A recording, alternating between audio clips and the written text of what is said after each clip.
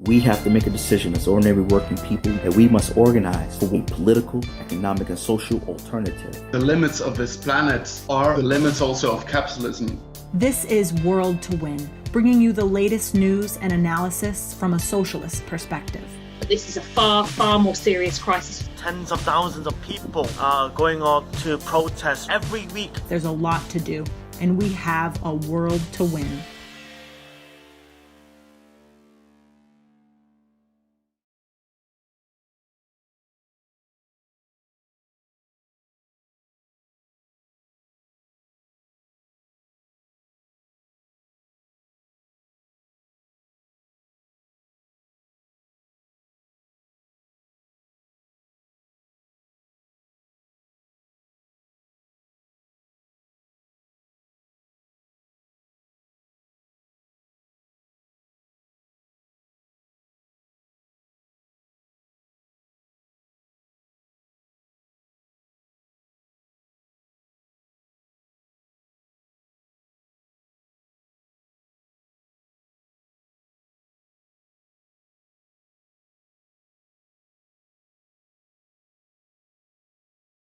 Around terms and try to justify these booms and busts of the system that we have. So today we're going to hear from Tom in the US and Paroka in Sweden, who are both leaders in the socialist movement and working class experts on these topics. And of course, I will now introduce my lovely co-host, Yaara. Hi, everyone. So, yeah, I think the economy is always a really complicated issue. And I want to ask a few questions because, the situation right now with COVID has really made everything go crazy. And, in the beginning of this year with the outbreak, we've seen a major impact on the world economy. And we've seen sharp falls in the stock market.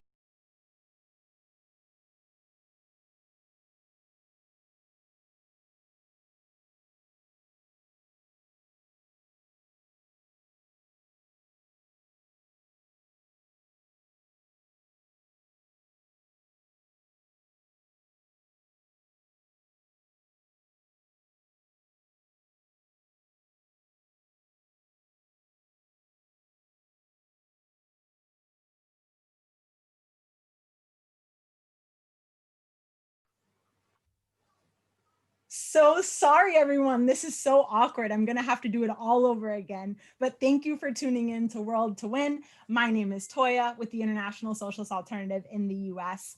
Today's episode, we're talking about a socialist response to the pandemic economy. And I want to thank everyone who has subscribed to our channel. We have finally hit 1,000 subscribers and counting. So be sure to share this live stream because we want to continue to grow our subscribers.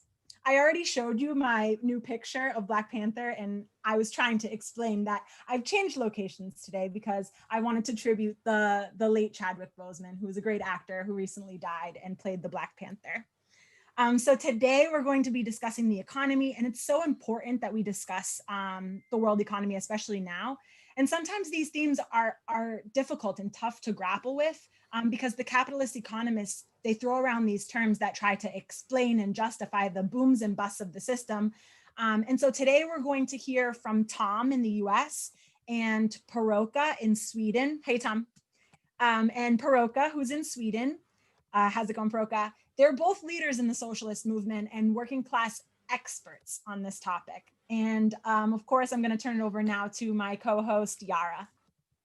Hi, thank you, Toya. Yeah, I completely agree. The economy is one of those things that I think even people who are economists are struggling to understand a lot.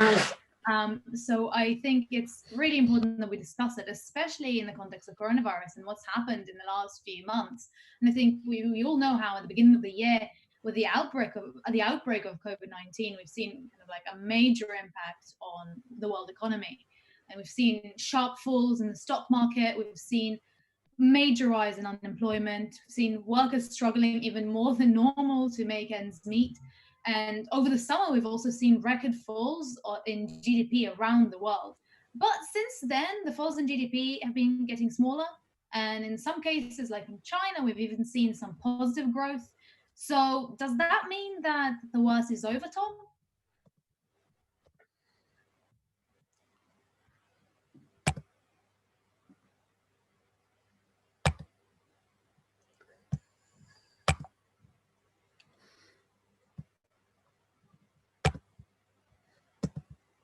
Sorry about that.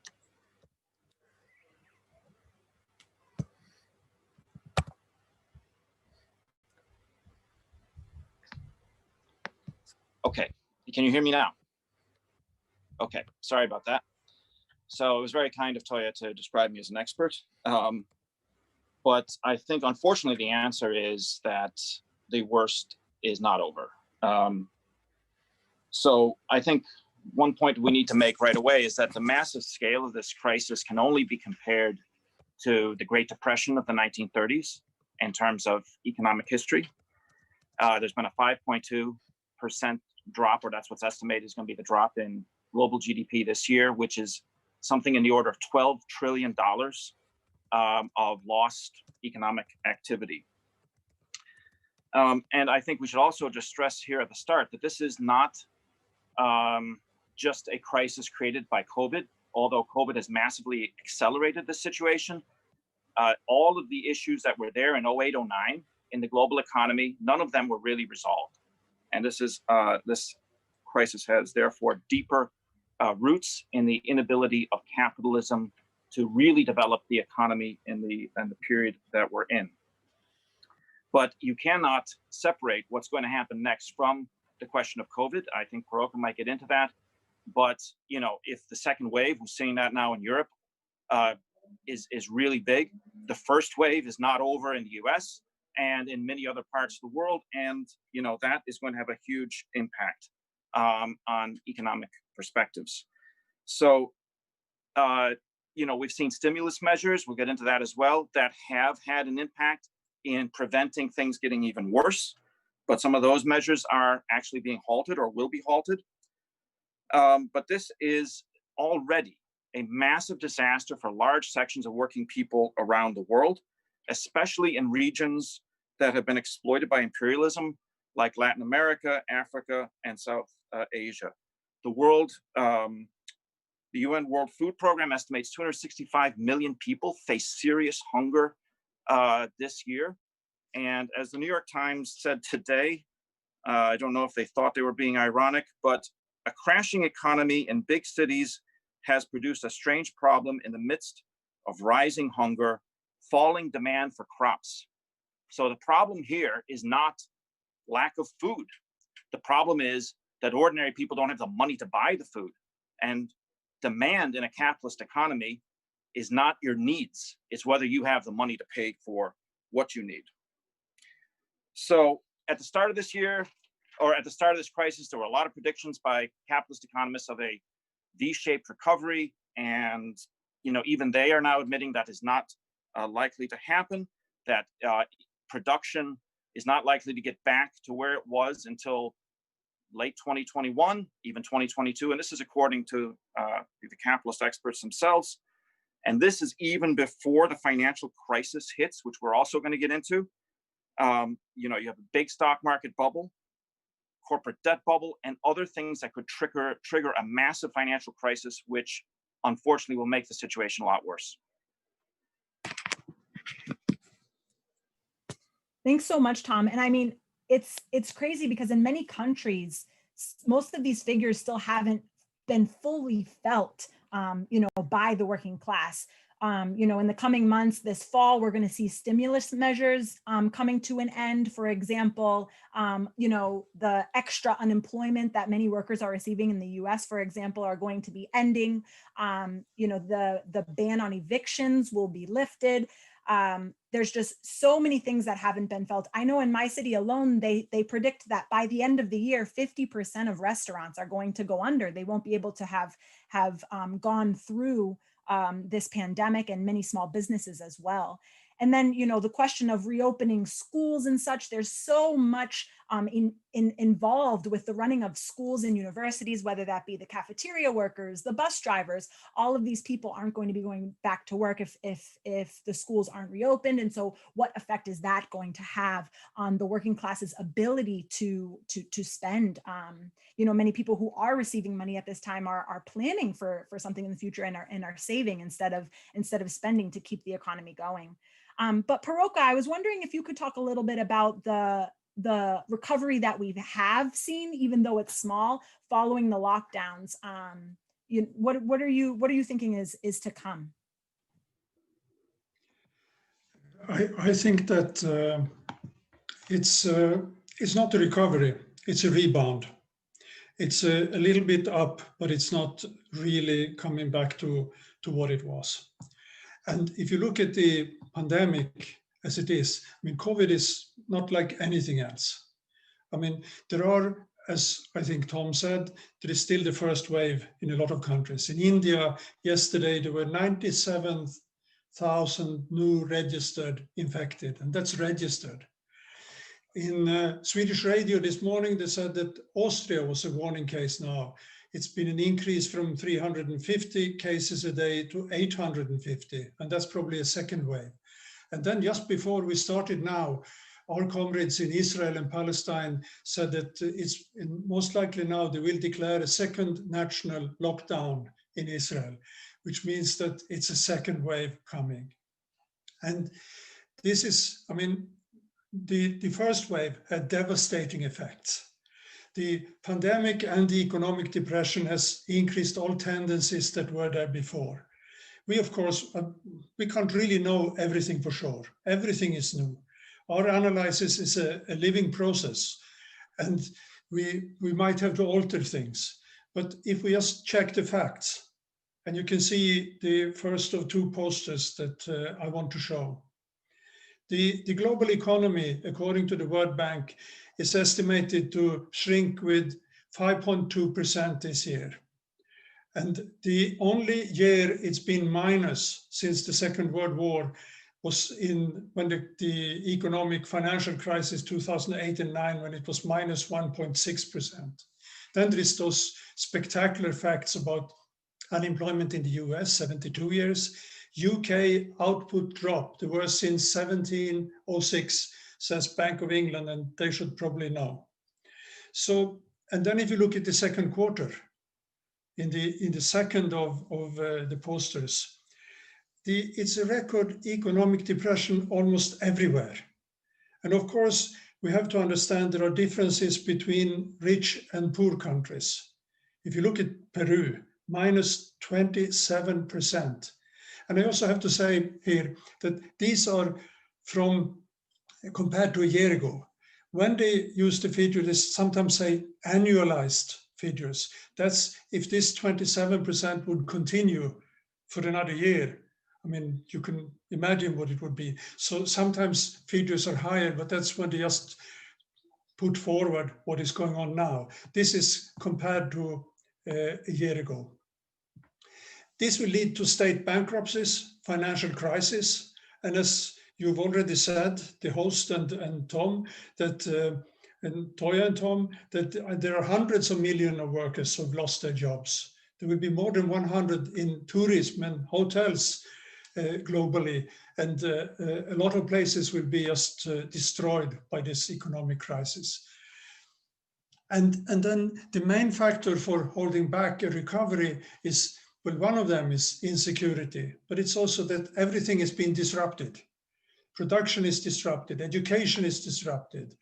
And then, as Toya said, the state stimuli is winding down.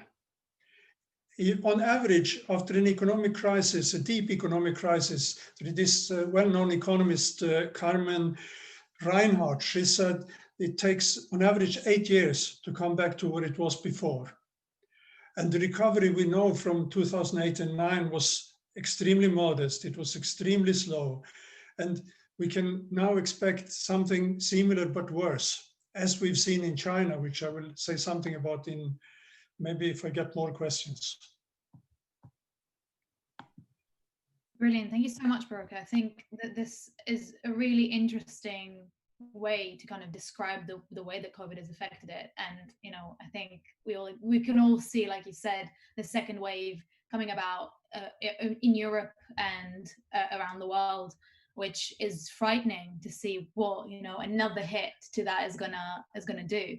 And I think you mentioned the stimulus packages a little bit, and I want to ask Tom, what do you think about that? Do you think that the state stimulus measures kind of saved the economy, or do you think there's more to be done, and is the economy going to recover? Well, the stimulus measures that have been taken, I think we have to see how extensive they've been. It's actually quite stunning in some ways. So just to give a couple examples, and I'm comparing this with 08, 09, just by, to get a sense of this, because of course that was the biggest economic crisis, that most of us lived through. And in the US, at that time, the stimulus measures were in the order of nearly 5% of GDP. This time, 12%, so 2.5 times as much. In Germany, 33% of GDP this time on stimulus measures, compared to 3.5% then. So that's 10 times. And, some of this, of course, was to keep people in their jobs, went into working people's pockets, but this was not the generosity of the capitalists. It was that they faced such a catastrophic situation, the potential for the economy to collapse entirely, for demand to collapse. As I was saying before, what demand, really is in capitalism is that you have money in your pocket, and if people didn't have money, they couldn't have bought goods as they were under lockdown. So these were, and as well as, they bailed out the banks, as they did 10 years ago, and they did all these other things to prop up big business. So it reflects their desperation that they went to this extent, but now, these things are being pulled back. This $600 top up to unemployment benefits in the United States expired at the beginning of August. Now, it's quite remarkable that it actually led temporarily to a decline in the poverty rate in the US. And for those who received it, raised their average income for people receiving unemployment benefits, raised their average income by 34%. It's kind of wild. But that has ended now. And so you have millions of people who are paying their rent using paychecks, millions of people in the United States who are, waiting outside food banks. So the stimulus ending is a new catastrophe. In Europe, it's country by country. I think the furlough scheme is ending in Britain. It's being extended in Germany and probably some other countries. But beneath the surface in Europe, it's clear that there's massive layoffs on the way. And one report said that there's 59 million jobs in Europe where people are at risk of pay cuts, furlough, temporary or permanent unemployment, and that 9 million of these jobs are in reality zombie jobs. So, people may have been kept on the payroll through these programs in the last while, but these jobs are going to go, in sectors like the airlines, for example, or in hospitality, et cetera. They're just not going to make it. And so, they have been essential in many ways to keeping the economy from collapsing further. But even with those measures, there's massive harm already and a lot more, as I said, unfortunately, to come. And then they're going to start, depending on the fiscal position of different countries, they're going to start scaling these back. That's it. Yeah, those stimulus checks were great, Tom, that you were mentioning. I was one of those 34% of people that was making more money on unemployment, a whole $200 extra a week I was making. And when I got the call to go back to work, I was so sad, which, a lot of the right wing was using as an argument, saying people aren't going to be motivated to go to work, when instead we should be saying wages are too low. Why is it that this stimulus is providing a better standard of living than when people are actually working? But I want to talk a little bit more about the actual impact on working people. Tom and Paroka laid out more broad terms about the economy in general. But Tom, can you talk a little bit more about how we are going to be feeling this this impact, maybe focusing more on the Americas? Right. So if we take Latin America as a whole, it's actually, up until maybe the more recent developments with India, it became the epicenter of COVID-19. So countries like Brazil, Peru, Mexico, Ecuador were some of the worst affected in terms of rates of infection, mortality, et cetera, anywhere in the world. And this affected these countries in a situation where they don't have, in many cases, the health infrastructure that would exist in, quote unquote, advanced capitalist countries, where millions of people work in the informal economy. And so like being locked in is like literally, that's, and in many of these countries, that's like a sentence of starvation. And also not being able, because of housing conditions, to socially distance. So the whole thing has been a kind of rolling catastrophe in many countries. There's 50 million people, it's estimated, in Latin America could drop into deep poverty this year. And that's including millions of people who had just kind of pulled their way out of it in the last period. Millions of students, working class students who were going to college in the hope that that would be the way out of poverty, have now basically had to abandon that. In Colombia, I've read reports about how tragically young women are turning to prostitution in order to survive. So, when you see the protests in Colombia this week about police brutality there, but the big part of the background there is the catastrophic situation people are facing. So, you would think that the U.S., with all its wealth, would do better, but obviously it's totally mismanaged COVID under Trump, and the healthcare system in the U.S., which had been, had faced massive cuts under neoliberal policies, in reality, has failed to deal with this crisis, made it massively. This has all contributed to making the situation massively worse than it needed to be, and therefore the economic harm as well under this system, which is based on production for profit. Everything is driven by the needs of the capitalists and not by the needs of working people. So. Thanks, Tom. I see Paul sent in a question about the trade war, which we will totally get to, Paul. And other people should feel free to come in and ask questions to our panelists. But before we move on, Paroka, Tom just spoke about the effect that this is having on the working class in the Americas. What about in other parts of the world?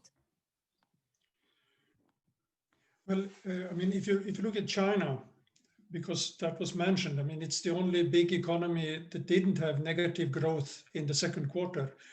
The regime, which we know they faked the figures or the statistics, they claimed it was a growth of 3.2% in the second quarter.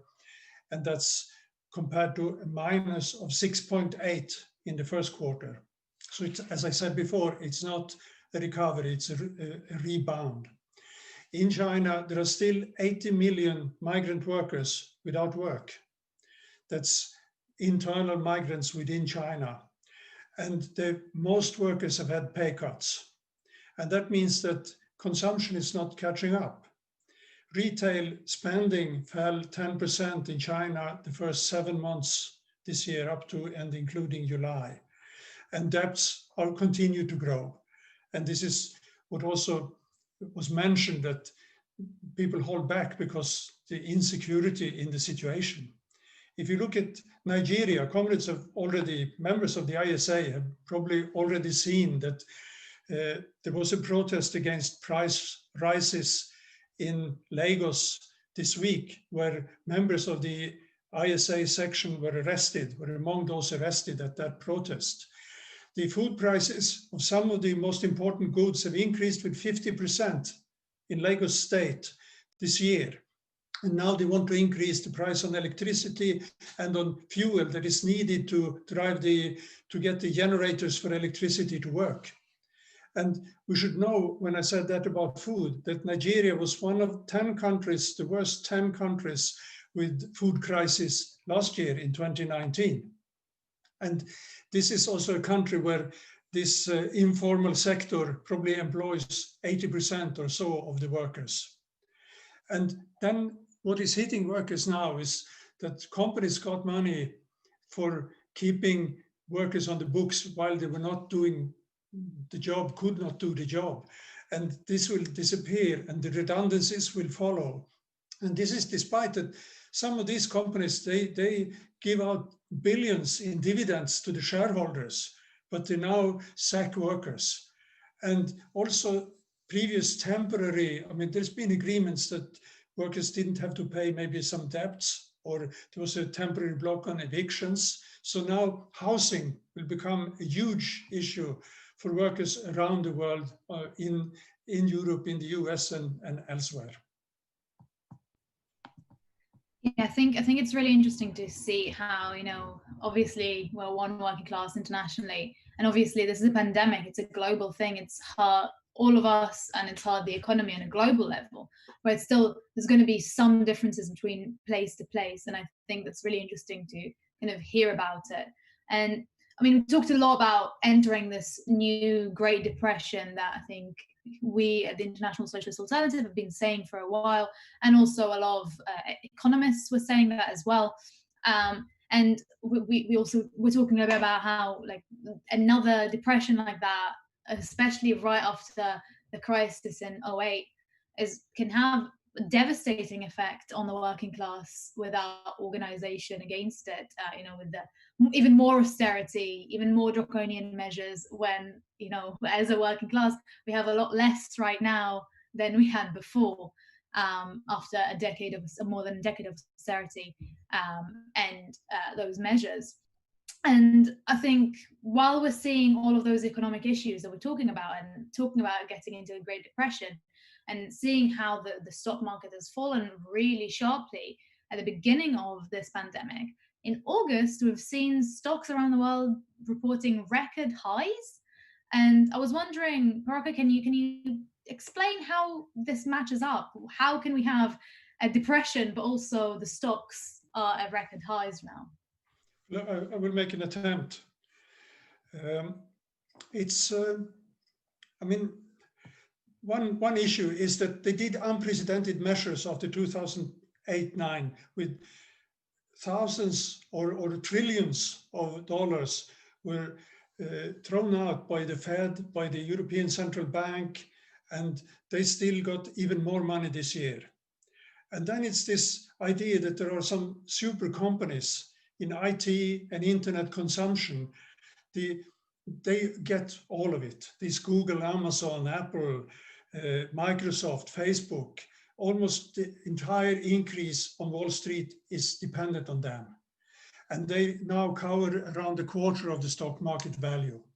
You could see on Jeff Bezos, he now has $200 billion. On his record Monday in July, his daily incomes was as much as half the annual national state budget for Nigeria. There has been this growth of speculators and parasites. In 1960, households owned 90% of US shares. Now it's about a third. And this increase that came in August on the stock market prices, it's been exposed that it was a Japanese bank, SoftBank, that was behind it. They speculated in these 5 big tech companies. So the value of trade on the stock market on Wall Street was triple the average of 2017 to 2019 during a couple of weeks. But of course, the capitalists are worried. This increasing bubble on the stock market cannot go on. Goldman Sachs says that it's not been anything similar to this since the stock market, the IT bubble, it was called, in year 2000, where Nasdaq fell 77% from March 2000 to October 2002. Now the discrepancy between the profits of the companies, expected profits, and their prices is the second highest in history. The only year before was year 2000. They say that they are trading 44 times their expected earnings. And they know that this is not going to last. And you could see it last Thursday and Friday before this weekend, that there was a sharp drop in share prices when it came out that it was this SoftBank that was behind a lot of this. They call it a whale, the company that made all this speculation. And Apple lost $180 billion in value on Thursday, where their shares dropped by 8%. So, and another thing is that there is this measurement of fear of crisis on the stock market. Or for the first time in history almost, the stock market prices has increased at the same time as this measurement of crisis at the stock market. So it's because speculators have money and instead of where the money should be.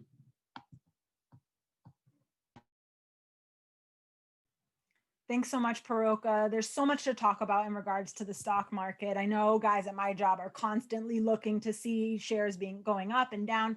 But in the sake of time, I want to move on because we have some questions about this idea of deglobalization. But before we get into it, it's an important topic. It's one of the processes that's driving our world economy, our world economic crisis right now. But before we get into it, Tom, can you explain a little bit what deglobalization is? Sure. So I think first we have to kind of say what globalization is before we talk about deglobalization. So in a sense, you could say that globalization is a trend that has been part of capitalism since its beginning. Marx talked about how capitalism creates the world economy in the modern sense. And so there was a strong trend in that direction in the 19th century, for example. And then capitalism, as it does, it heads into crisis. That can be triggered by a number of things, but it relates, for example, to the declining profitability at certain points, or the inability of working people to buy the goods that are produced. There are a number of aspects to that. But between World War I and World War II, you saw a certain reversal in a period of ongoing crisis for capitalism. And especially in the 30s, where you had protectionism rampant around the world, all the different national economies hunkering down. So there's this essential contradiction. And again, Karl Marx and Frederick Engels pointed to this a long time ago, between the development of a world economy under capitalism and the limits of the nation state. Since the 70s, we've had perhaps the most dramatic phase of globalization ever. Massive growth in world trade for a long period of time, bigger than, especially in the 90s into the 2000s, just bigger than the growth of the economy itself. A massive growth in foreign direct investment, that's going into various countries, and a very complex division of labor between, like the making of a car is, the pieces from made in different countries and assembled in some other country. But deglobalization is a reversal, or at least a partial reversal of these trends. And this began before this crisis hit. In fact, it's been going on for years. A slowing down of trade growth, a significant slowing down, and also of foreign direct investment. Now it's an absolute drop in trade and massive drop in foreign direct investment. And you see protectionism again, which Trump with his trade wars certainly accelerated, but that was going on from 08, 09, a big increase in protectionist measures being taken by various nation states. And that is the general trend, is that is increasing at the moment.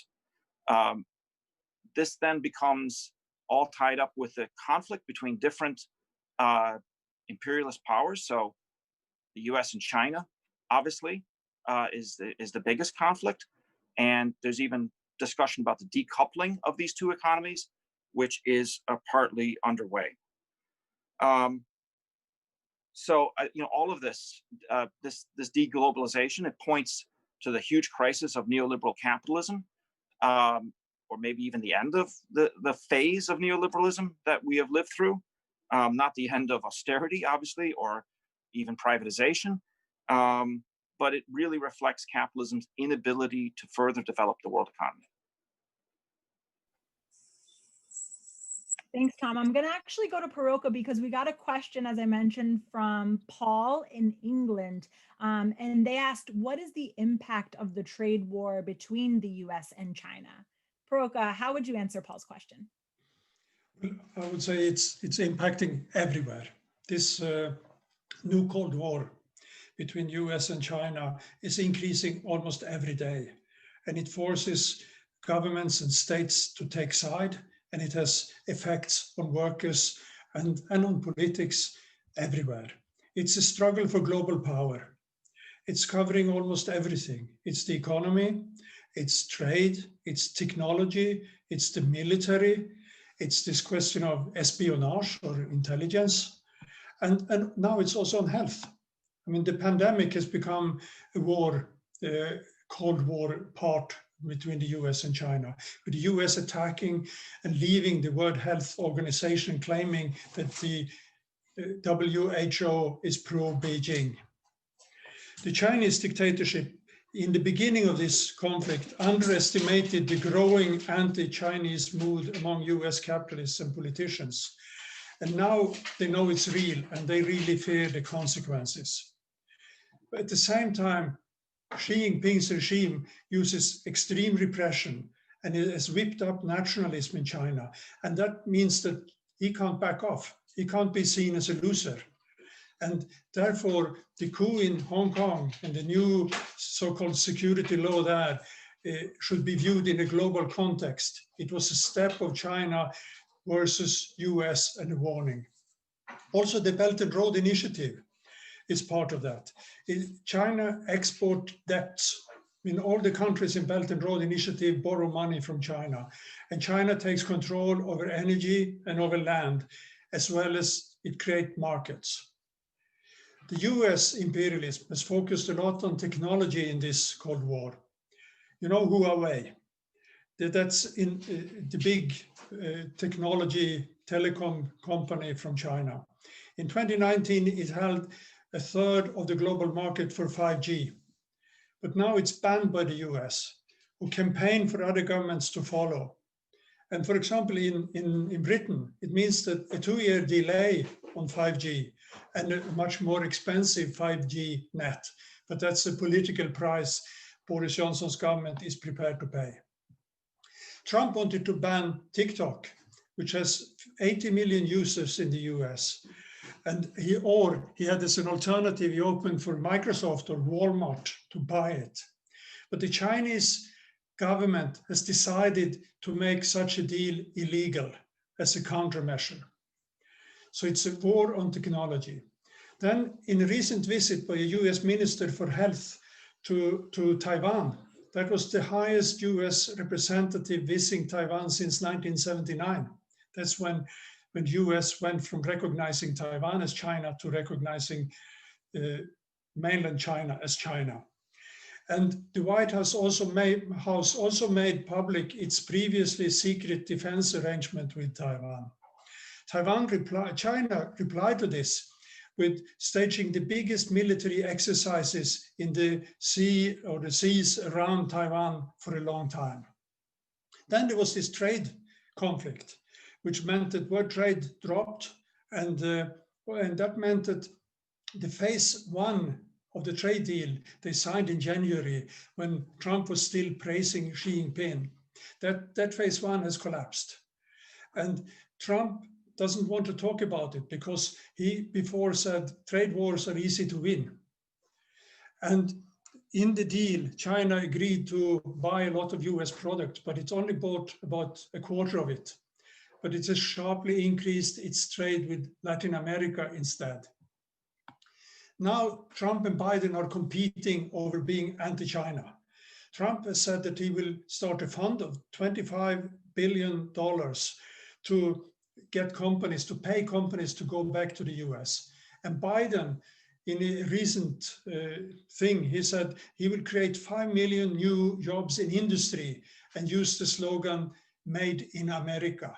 So this new Cold War and this conflict is changing the basis for a lot of major events globally.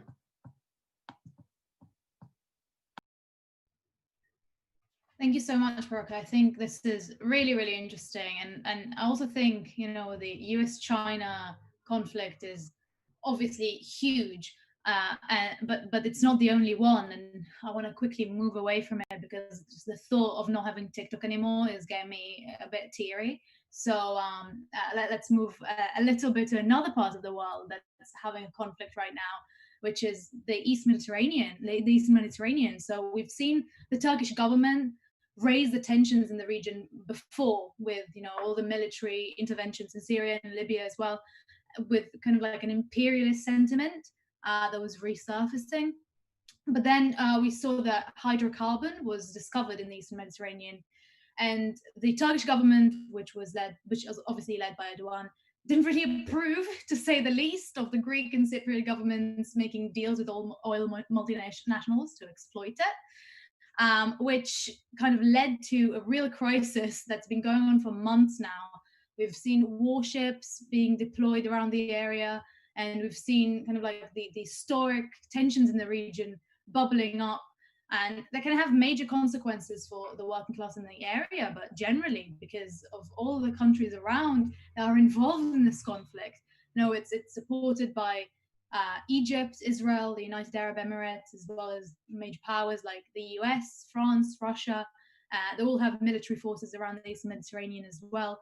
And the Turkish, Greek, and Cypriot governments have been hit terribly by this pandemic, both from a health perspective and an economic perspective. But instead of supporting the residents with healthcare and welfare, they're spending the money on what is essentially an arms race with one another for the hydrocarbon.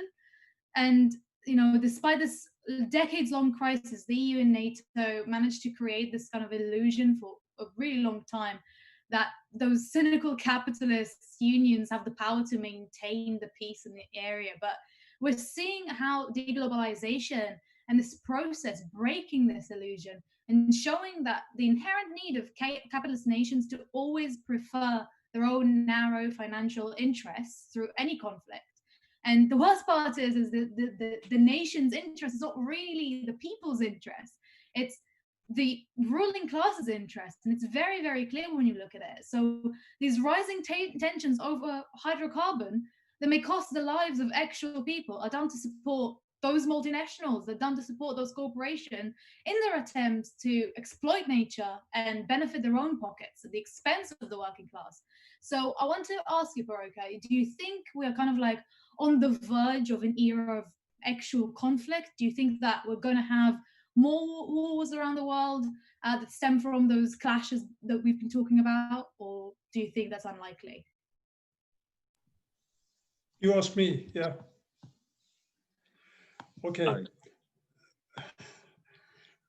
So I suppose to take this question? Or? Yeah, you please, if you want to talk, you can reply. Okay.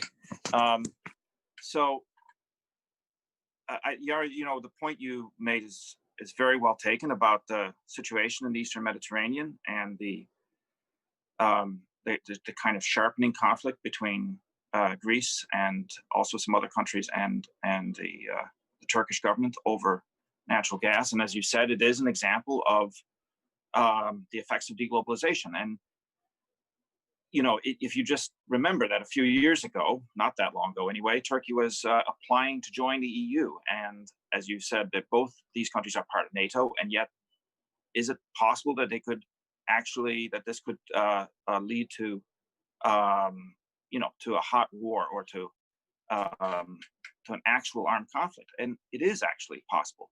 Now, stepping back, if we look at this economic crisis globally, and if we remember what happened in the 30s, which, as we've said, is the closest analogy we have. It's obviously not a perfect analogy, and things will play out differently in various ways. But it took World War II, actually, and war production to bring the US economy back, for example, despite the New Deal and the application of what are called Keynesian measures to restart the economy and put people back to work, et cetera. The economy did not really recover until war production. So if one imagines this today, does that mean we could be heading towards a world war? And it is a very different situation because now, obviously, a number of countries are armed with nuclear weapons, huge numbers of nuclear weapons. So that really reduces significantly the likelihood, though this is a very dangerous situation, that is what is going to happen. But that doesn't mean that you can't have armed conflicts between different countries, including imperialist powers. And so that Eastern Mediterranean situation is one example, but there are others. I mean, clearly, the U.S. and Russia have been, engaged in the kind of tit for tat in the Middle East and in Syria. There's a conflict in Libya that involves different imperialist powers. And as Paroka mentioned, you have the situation in Taiwan, there's the South China Sea, and the buildup of the Chinese Navy, the U.S. with pushing back, and that could lead, even with these two nuclear powers, to actual shooting conflict. And to take another example of this is what's happened on the border between China and India in the Himalayas.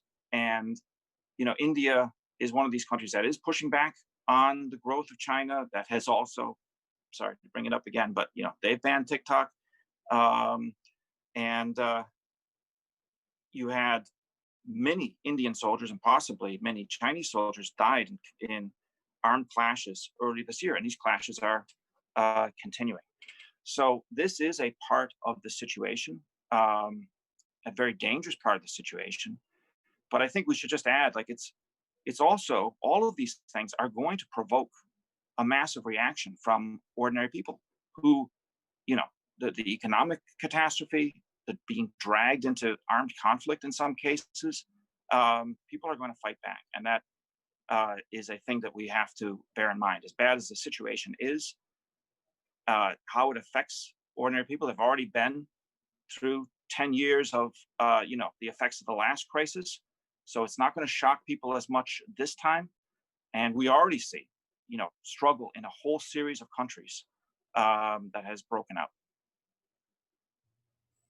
Yeah, I really agree with this. And I think that the whole question of those conflicts and, fighting back against them really brings up the question of is there a side that we're supporting in this? In the conflict between the US and China, do we support a side? And I think there was a really good comment from Shigeru, I'm not sure if I'm pronouncing it right, I'm sorry, from the US, said that neither the CCP nor Western governments have done well in handling COVID-19, and we should have no illusions about either side, which I think is a really, really important point that we're trying to make here, that those governments, all governments are not working for the benefit of the working class. And we need to organize, like you said, against both those armed conflicts, but also those kind of trade wars that are happening, because they're not benefiting us, they're hurting us. And if we're talking about organizing against it, I think obviously we have an agenda here. We think that a socialist economy is the solution to those issues. And I was wondering, Paroka, can you explain just one way that a democratic socialist economic policy can solve those issues and can be an alternative to the current disaster that was created by those capitalist governments? Well, I'll make an attempt. I mean, I think in general, socialist means democracy, real democracy, and also that resources in society will be put where they are needed for ordinary people and for the environment. But also there will be a lot of more unharmful resources created.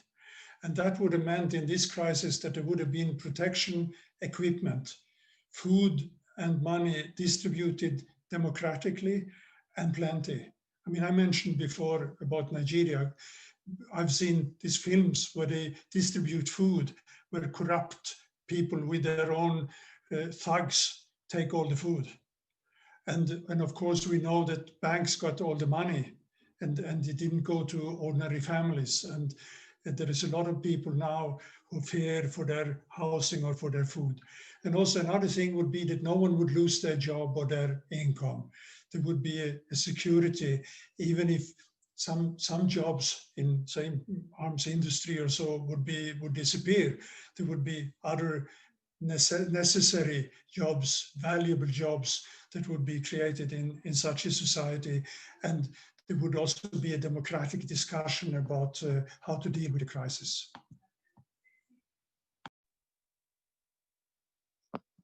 Thanks, Paroka, and we can just hope, right, for this type of economy and this type of economic policy. But actually, we don't just hope, we fight for it. I want to switch gears a little bit and talk about the presidential elections. We did have a whole episode, half of a whole episode about it last week. But thinking about, what we talked about last week and just literally what will happen the night of the election, in early November, how the presidential elections this year could impact the world economy, right? Because things will be determined based on, the capitalist predictions of where the economies will go based on who's in office. So Tom, what's your take on all of this? What do you think is going to happen on election night? Well, I don't have a crystal ball. And we remember very well in 2016, the polls showed Hillary Clinton with a, reasonably significant lead. Of course, what happened in the end, she did win the popular vote by 3 million. Shouldn't forget that. But because of the crazy American electoral system, she lost because she lost the vote in key states. Now, I watched the episode from last week, and I know that it was discussed how Trump, and it is kind of connected with his authoritarian tendencies, let's put it like that, which have been, kind of on full display over the last period. The way he talks about, law and order agenda and, crushing protest and so forth. But he's also threatening the vote by basically trying to suggest that mail-in voting, is open to, to various problems and therefore should not be relied on, attacking the United States Postal Service, which would be actually delivering those ballots and sending them back to be counted. And mail-in voting is going to be a very big part of the vote, given the still massive spread of COVID in the United States at the moment. So one could imagine on election night that given that Trump's vote is probably going to be more in person and Biden's would tend to be more mail-in, that the outcome could show Trump on election night being ahead. And usually these elections are called in the United States on the night. They don't, it's not days later. And so perhaps he will say, that's it, we've won. I'm declaring victory, even before all the votes are counted, even before lots of the votes are counted. And that could set up a massive political crisis in the United States, with his supporters coming out to, and the far right, which also got talked about last night, mobilizing people on the streets, and obviously workers and young people, especially mobilizing in big cities to defend the vote. I would remind everybody, in 2000, there was an election in which you had Al Gore for the Democrats and George Bush, who then went on, of course, to start the Iraq War a few years later. And it all came down to Florida and the vote in Florida. And that went back, to the Supreme Court. The right wing mobilized and pushed to stop the recount. And in a sense, the Supreme Court gave Bush the election, in a kind of a cold coup. Might go differently today in front of the Supreme Court, actually, because sections of the ruling class are not that happy with Donald Trump at the moment, including sections of the state apparatus. So in any case, that's, I think, something that we have to be prepared for. We have to be prepared for the need for massive mobilizations rapidly of working people and young people in the United States to defend the vote if Donald Trump is basically trying to steal the election in the way that I've outlined, or declare it over and, just end it before it is actually really completed. So I don't know if there's maybe any follow-on you want to ask about that, but that's the main point, I think.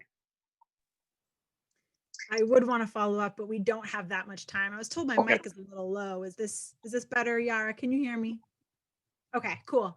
Yeah, I mean, the world is going to be tuning in to what's happening on election night. And thank you, Tom, for your analysis. And thanks, Paroka, for coming as well. This conversation is a super important conversation, although sometimes it's a little bit hard to grapple with, like we talked about. But I think you guys did a great job of kind of breaking down where our analysis is at, giving people some some topics to be able to understand. So now my favorite part of the show, our shout out of the week, goes to the Brazilian election campaign. Right now, Brazil is preparing for municipal elections starting on November 15th. We met Victor on our show a few weeks back now, who talked a little bit about his campaign. But there's also more people running, which I'll get to. Of course, right now, 2020, we're in this crazy pandemic. But in Brazil, we haven't talked too much, and maybe this is a future episode, about the policies of Bolsonaro and how he's just a crazy right-wing leader, authoritarian administration and acts of genocide against the people of Brazil. And so the International Socialist Alternative in Brazil, which I'm going to practice some Portuguese here, correct me if I'm wrong, viewers, Liberdade, Socialismo e Revolução Now, has been at the heart of the fight back of workers, women, the queer community, Black and Indigenous people, and all oppressed people in the streets and in their workplaces. And so we're taking that struggle into these elections, and we will be running candidates as a part of a broad left called PASOL in a number of cities. So I want to give a special shout out to the two campaigns, Victor and Natal, of course, whom we all met, and also Maria Clara in São Paulo. So make sure you check out their campaigns on Facebook and on Instagram, show them some support. If you know Portuguese, you can listen and hear what they're saying, but shout out to all the hard work that they're doing. We're also supporting Guilherme Bulhos, who's fighting to be elected mayor of São Paulo, running with PASOL as well. So good luck to everyone there. Brilliant. I mean, it's really inspiring to see what's going on in Brazil in terms of fighting back against Bolsonaro and all of that. Unfortunately, we're at the end of the show, even though there's so many more questions that we wanted to ask, but we've run out of time. So thank you so much, Toya, for this. And thank you, Tom and Paroka, for giving us a really interesting episode of World to Win. And of course, thanks to everyone who's been tuning in. You know where to find us next week, same time, same place. Just make sure to follow us on YouTube and to like our page on Facebook to be informed. And obviously, this is not all that we're doing. We're fighting across the world in over 30 countries. So join us, build the socialist alternative with us, go on our website that will be posted in the comments, and join our party so that we can fight together. See you next week. Bye-bye.